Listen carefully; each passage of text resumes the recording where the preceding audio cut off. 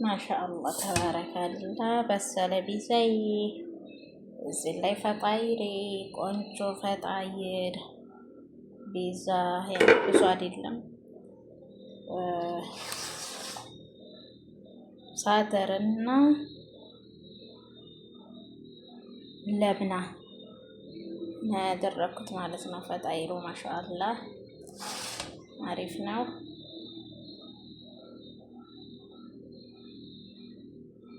የኔ ሰዎች ቢዛውን ላውንም ቀላ ሲል ይፈልጋሉ ማለት ነው። ላውን ቅንብር ሲል ይፈልጋሉ።